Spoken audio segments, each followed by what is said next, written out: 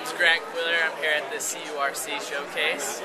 This is my poster. And I am focusing on barriers to improve stove adoption for the women in Nicaragua. So we'd go down there. Well, year one, we got baseline data on them using their open fire stoves. Year two, they got their new stoves. We came back, we asked the women some questions on their survey. Are you still using your open fire stove? Which one do you prefer? How often? And then women said 48% were still using open fire. And they had their stoves right there, so we could also do our own little investigation of the stove to see if they were using that as well in conjunction. And so we could tell, obviously if there's chickens in the stoves, they're not using the new stove. And we also have these little thermal loggers.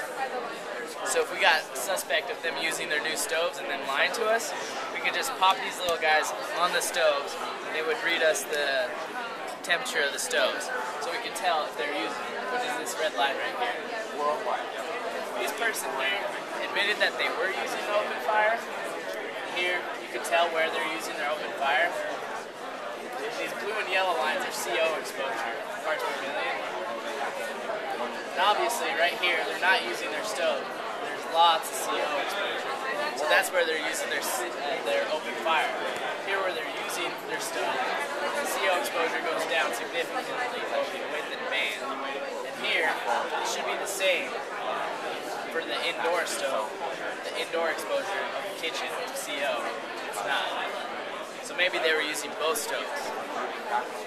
In this graph right here, they reported that they are not using their open fire, so therefore they're only using their new stove. So here they are using their new stove. Exposure is way down. All this is most likely open fire, so they weren't being truthful with this.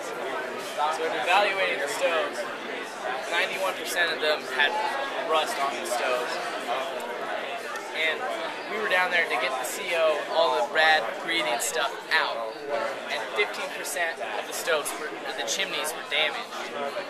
Therefore, 15 of the houses, the stoves weren't even functioning properly, getting the carbon monoxide, particulate matter, potential carcinogens out of the kitchen.